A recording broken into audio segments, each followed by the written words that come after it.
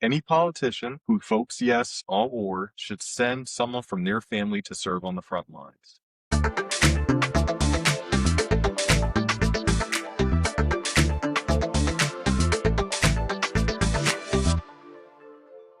Welcome back to Georgia on My Mic. I'm Zay. I'm Juan. And I'm Caroline. And this week in Atlanta, and for every Saturday until November, we have the Smorgasburg, if that's how you say it, food festival is back in Atlanta, and it's 11 a.m. to 7 p.m. every Saturday, and it's in downtown Atlanta near Mercedes-Benz on Forsyth Avenue. So it's a perfect pregame for the Atlanta United games. Tons of food vendors, drink vendors, commercial vendors. I myself am gonna make my way down there, and it seems like a really fun event that you want to be a part of. And if you like drinking, or if you just love St. Patrick, there are a few events coming to Gwinnett. March 14th, Luck of the Forum at the Peachtree Corners Forum from 4 to 7 p.m. In Lawrenceville, March 14th, we have McRae's Tavern Annual St. Patrick's Block Party at McRae's Tavern, downtown Lawrenceville. We also have in Buford, Shake Your Shamrock at the Mall of Georgia Amphitheater from 4 to 7 p.m. on March 14th. In Duluth, we have St. Patrick's Day celebration at the Atlanta Coliseum on March 20th. And in Suwanee, March 21st, we have two events. The Suwanee Kiwanis Shamrock 5K from 8 to 10 a.m. And you can drink all of that off and away at the 2026 Suwanee Beer Fest from 12 to 5 p.m. at the Suwanee Town Center. That's a lot of stuff. I usually don't do anything for St. Patrick's Day. On what do you think your 5K time would be? My 5K time I know would be abysmal, for sure. The fastest I've ever run a 5K was probably around 27 minutes. Okay. But that was around maybe 6-7 years ago. But, again, I'm an old guy. Are you guys runners? Would you consider yourself runners? I think because a 5K is essentially about like 3.1 miles. I think I was able to do one a couple of years back in like 10 minutes. No way, 10 minutes? Not 10 minutes. It's a 10-minute mile. You did 3-minute miles? No, he did it. No. That's not possible. A 10-minute mile. Yeah, 10-minute. Yeah, I did a 10-minute mile. I was about to say. It was like. So no. It was like maybe collectively 30 minutes. Yeah, around that. Okay, yeah. Sorry. This was years ago. This is about 4 years ago. Zay broke the world record on 5Ks with a 10-minute. If I did, I wouldn't be here. No, I'm training for a half marathon right now. So I would consider myself attempting to be runner, trying to stay in shape runner. But yeah, coming out of retirement. But I enjoy running, so get some shin splints, but try to stay away from those. A half marathon? Yeah. Isn't that like 13 miles? It is. I'm doing the one in Kentucky. It's in the Derby. When's that? End of April, so it's coming up. Wow. Okay. Yeah, so it's now or never. So I'm an old out of shape guy with bad knees. Like, what does a training regimen look like for a half marathon? It's not too bad. Like, it's not nearly as strenuous as like a full marathon. I usually lift twice a week and then run 4-ish days a week. Usually try to get like anywhere between like 15 to 25 miles a week. But other people, like especially for marathons, people get up to like 55-mile-an-hour weeks and mile weeks and stuff. So my mom's ran 2 marathons and things like that. So she's yeah. If you meet some of them, like the amount of training that they do, and like ultra marathons are like 100 miles or 50. Oh well, yeah. To run that, I mean, what they say, which I think might be true, is people that run marathons, but especially past marathons, you're running from something. And I kind of have to agree. My mom always said that. She's like, anyone that's really into running, you're just running from something. I was like, it's true. You know what? Running As somebody who had a really big running phase for like 2 or 3 years, that's it. Yeah, it's like physical, it's therapy, but the physical version. So like, if somebody's trying to get into marathon running, like what tips would you give them, like to start off with? Oh, I think start slow. I think a lot of people come out the gate and think that they're going to run a 10-minute 5K, and you're just not. So I think starting slow and like keeping the pace, and again, not overdoing it. Don't run 7 days a week. You're going to injure yourself, and also listen to your body. A lot of people run through injury and you will never be healthy. So I think it's also a combination of lifting and like doing physical therapy exercises, stuff like that, because it is definitely hard on your body. It is, yeah. I mean, I even can't, when I run now, like I used to run like almost daily back when we were in college. And I only can run about like every other day now. Sometimes my knees hurt. And then I would be like, when I was over it back when I was at Kennesaw, like I would run around campus and like I run up all the hills and stuff. But like now, like I can feel it sometimes. I don't, not as much as I used to, but like it does take a toll on you. Hold on, your knees? Aren't you in your 20s? I'm tall. So the weight gets distributed. Well, also too the joints and stuff, you know, like when you're running, like you're just pounding the pavement. Yeah, literally. especially because I used to run outdoors a lot. You know, so you know, I'm going up hills, going down hills, you know, like, and I'm heavy footed, so Yeah. I mean, like, so I know that like indoor running, so like treadmill running is not the same as like outdoor running, right? Because like it's the variable terrain. It's a lot more boring too. A lot of Yes. people, I do intervals when I run treadmill a lot of the time. Helps pass the time and keep things moving. And because you're kind of just staring at a wall. But the hack for treadmill running is put a like towel, shirt, anything over the timer.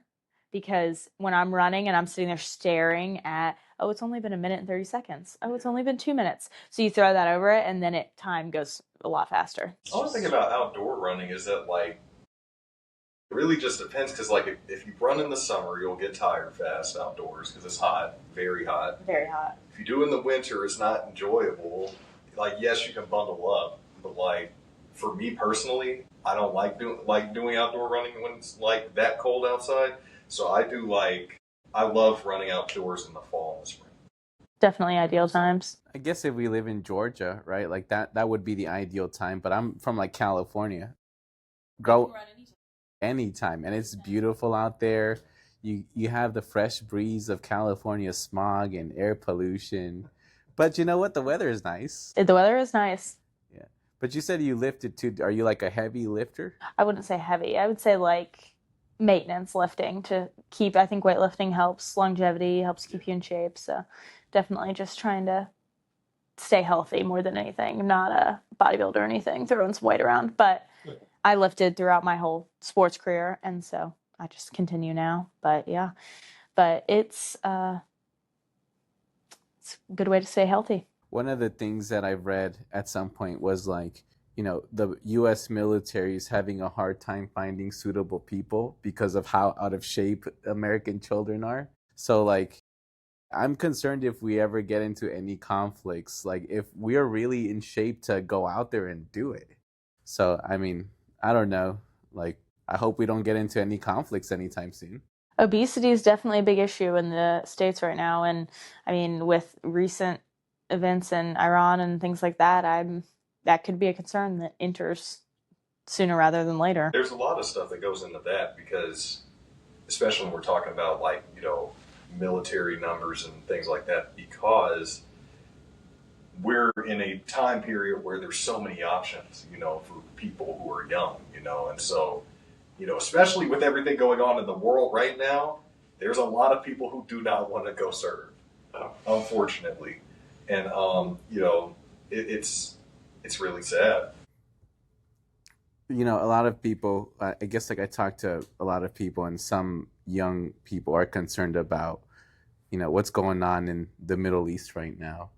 And I don't think that we should be sending young people to die in a needless war.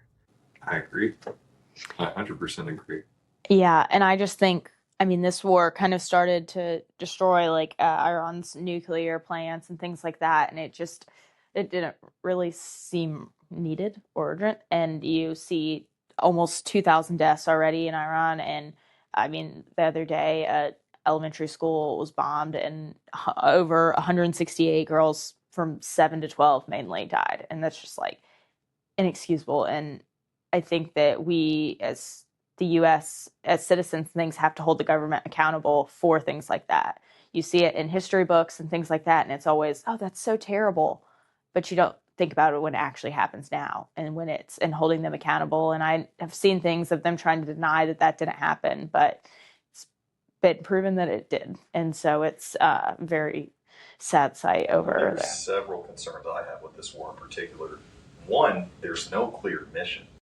There's no, if you listen to, a lot of our current federal leadership at the moment, it's so inconsistent. You listen to the president, the secretary of defense, you listen to, the majority party in Congress. There's no clear uniform answer as to what the mission is or how long we'll be there.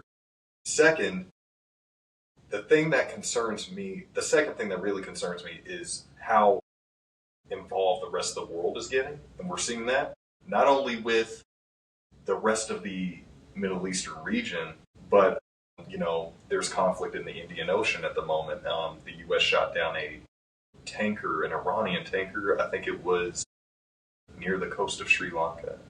And we also had, I think just yesterday, an attack on the embassy in Oslo, Norway. So this is getting out of hand because it's kind of touching so many different continents, and the Iranians have pledged to retaliate everywhere.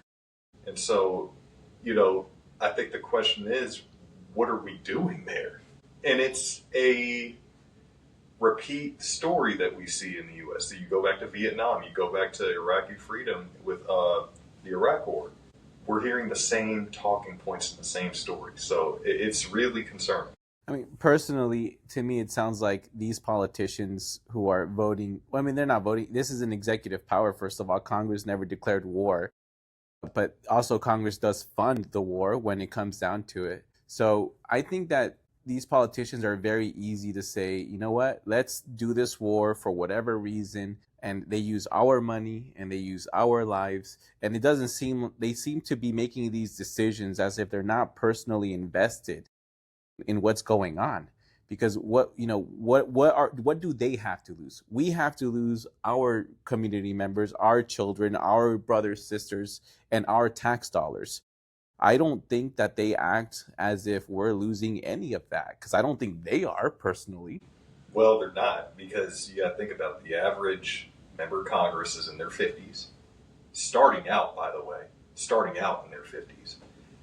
They usually are come from wealthy backgrounds, business, law, etc. And oftentimes, many of these members have not served, in uniform. So it's very easy to go into the House or the Senate chamber and cast a vote for a war that looks good on paper, but when, members of Congress do not have to be military experts to serve in Congress. So oftentimes they look at this briefing, this report, and says, well, it looks good to me.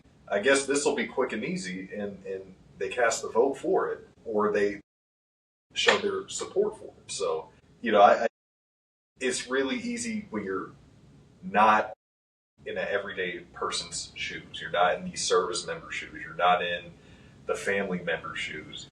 It's a scary thing, and it's a real thing, and it's happening again, around this world and in our country. I think you said, like, something that's said and, like, commonly said, especially right now with so much validity and just, like, that energy around, is people don't care about things that don't affect them. And I think that kind of relates back to that, is if it's not directly affecting you, it's, whatever, like the same thing with this bombing of this school is, yeah, it didn't directly affect me or anyone else here probably, but it's still something you need to care about. And so I think that's where we're sometimes getting lost. And I think it's a big problem in the US right now, is being selfish and just really focused on our own country, on our own things. And we need to worry about our country, but we can also have empathy for others and other things. And that's where I think we have to step up as citizens and state when things are wrong and disagree with our government. And that's part of our free speech, and part of what our government's about, is being able to disagree with things we do and things like that. And that's just watching innocent lives, especially children, being taken, is just really hard to bear. And like you said, I just read today that Iran's looking to declare a new leader soon and has declined ceasefire. And so they're looking to retaliate. And that's scary for us, but scary for everyone else, scary for Iran, like scary for all those involved that are going to become tragedies and become part of this war that they weren't interested in being a part of. Who knows how much this will extend to, because I saw, I think the other day, I think it was widely reported that the Russians are providing intel to the Iranians.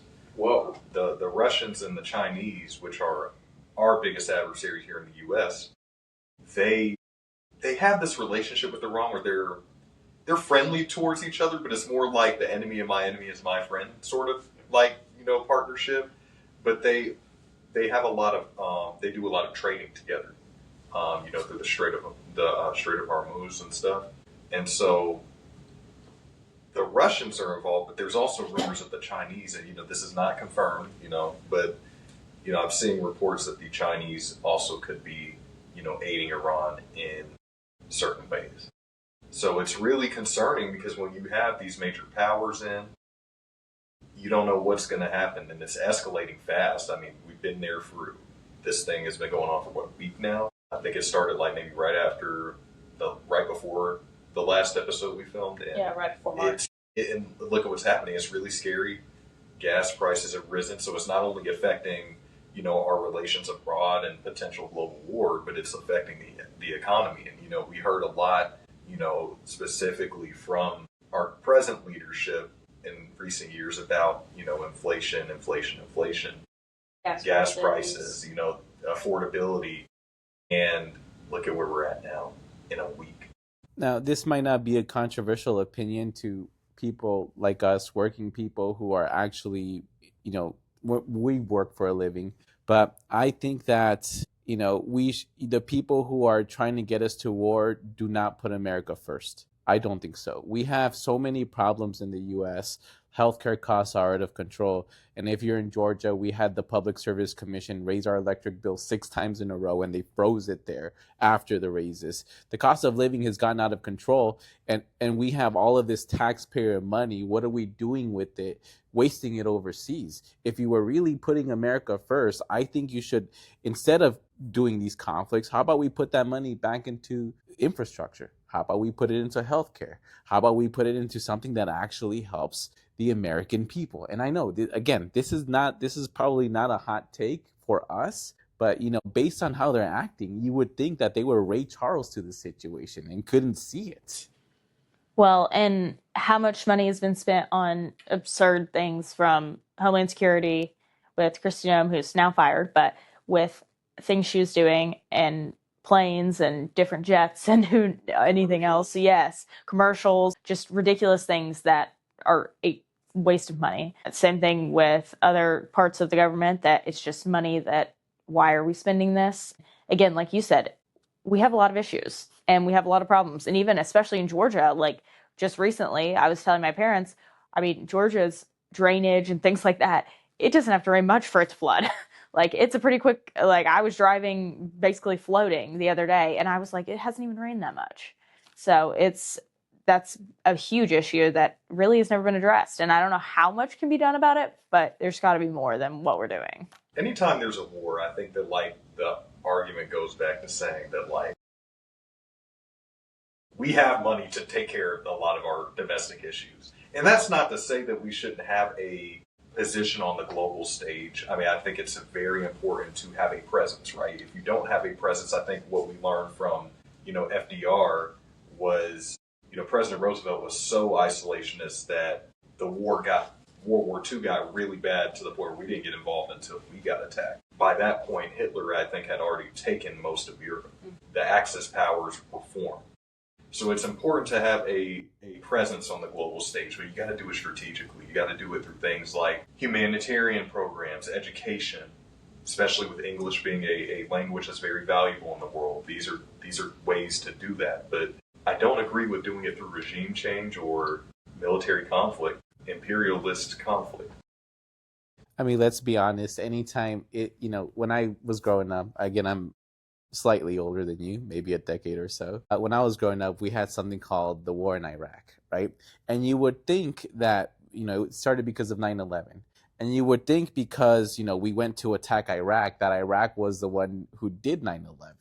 But any of the evidence that's there doesn't necessarily show that Iraq was involved. From what we know, I believe it was Saudi Arabian pilots, something like that. But we basically, when 9/11 happened and the towers fell, we used that as an excuse to go to the Middle East. And what happened when we were there? We wasted a lot of money, we lost a lot of lives, and we destabilized an entire region. And, since I'm older and I lived through that, even though I was probably like, 9, 10 at the time, I did do my research. This is very echoey of what happened there. And you would think that these older politicians, average 55 years old in Congress, would remember that. But, it's not like we haven't seen this before. And we've made these mistakes before, and we're making the mistakes again. And unfortunately now, the country was in a much less healthier place when we started doing it this time than it was back then. Back then, we had a surplus of money in the federal government. And then we just pissed it all away in war. And I'm afraid for the future of this country. And I'm also afraid for the future of our young men and women if there is a draft. Is that something you guys are concerned about? The press secretary in the White House did say that it's on the table today. Today? Yes, she said that today. It's who knows what could happen, but I think that if it does happen, I think that there's going to be a lot of resistance, not only from young people, but from the general public. I mean, like you were saying, Iraq was very unpopular for the same reasons, right? I mean, my mother served in Iraq. Like, there was no mission. Nobody knew what the mission was. It's similar to this. I don't think that anybody has a consistent answer on what exactly is the goal here. So when it comes to the draft, especially, and we've seen this even with Vietnam, for a war like this, it would not fly over well with the general public. So I am concerned because when you have the White House press secretary saying that the president is saying it's on the table today, then that means that this idea that it's going to end soon is not true. That's what we've been hearing from several of the federal officials, is that this is only going to be a few weeks. And we heard that in Iraq too, right? But if that were the case, you would not potentially need a draft. So think of it like that. Well, and another thing we kind of haven't talked about is civilians and people that are stranded from the U.S. that are stranded in the Middle East. Normally, we're good about, before we attack somebody, getting all the U.S. citizens and civilians back over to before we attack. But there's tons. I mean, I think thousands last time I saw the U.S. citizens that are still stranded in the Middle East. And I mean, that's just, again, something that there was no kind of what we said, no plan, no forethought. Seems like it was like a rash decision, and you can't. It's a big rash decision to make to start a war. So I think they would try to get people out before they did this. Yeah. And actually the whole that it would be a priority. Yeah, the whole world is like under worldwide caution right now. So I think at the travel advisory level, we're at like level 2. There's 4 levels. So level 1 is like the best a country can possibly be at. Then there's level 2 where it's like exercise, like, more caution. Then there's level 3 where it's like reconsider travel. Yeah. And level 4 is do not travel. And like level 4 is like the worst. North Korea. Yeah.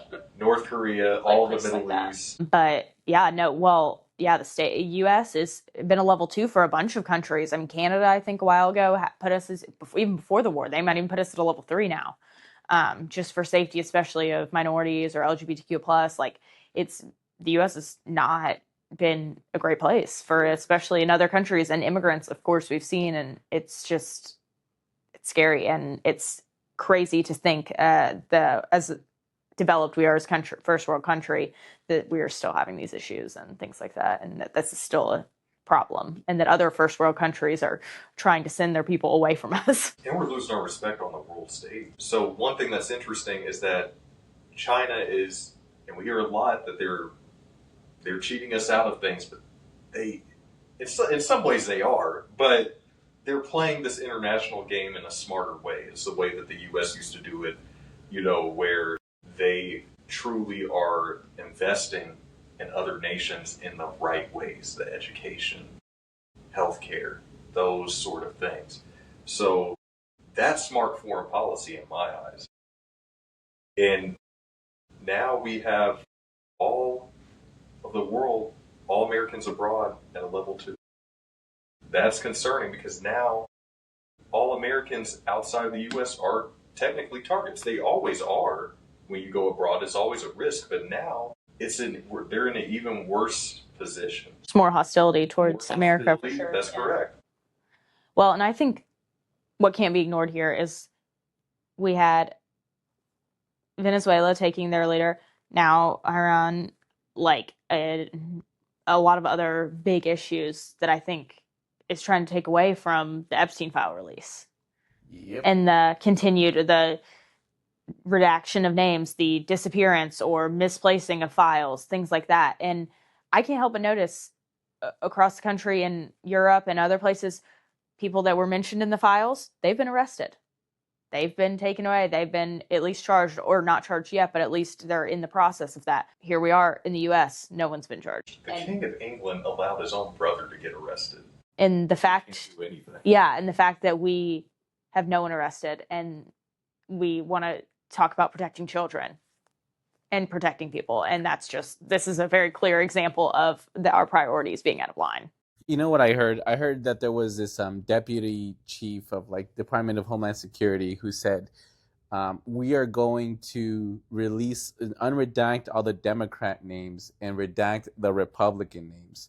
And that was done on a hot mic. So he didn't think that he was being recorded when he said this. So when you look at, Congress said, let's release the files, right? Why is it that 90% of what was released is censored? You basically didn't release the files, and people have been finding out certain things. And once they found them out, they redacted them after the fact. So even the files that were released, are either redacted or they're later changed. Who are they trying to protect? That's what I want to know. And remember, Bondi released them late. I think she released them like 2 months later than they were supposed to be. I think they were supposed to be released in December. And she didn't release all of them. So, I mean, it seemed clear that clearly something's being hidden. And I think it's pretty obvious that it's not only people in the administration and in government, but also just really wealthy people all throughout the world, but in the U.S. specifically, they're on these lists, and money talks. And it's really sad to see money being put over, again, victims' lives and things like that. And they use the card of, we're redacting because for the women and the victims. And then some of the women's names weren't even redacted, but the perpetrators were. And so it really just shows that it's a huge cover up. And one thing that I can say is once this administration does end and things like that, I think it really has to be pushed on the next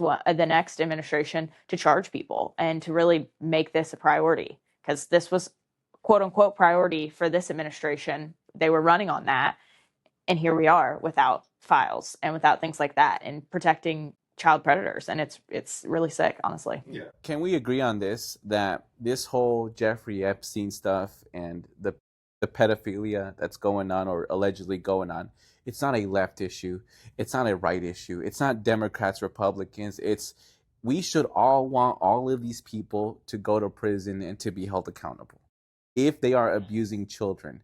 So if it was on me, you're a bad person, we'll hold you accountable personally.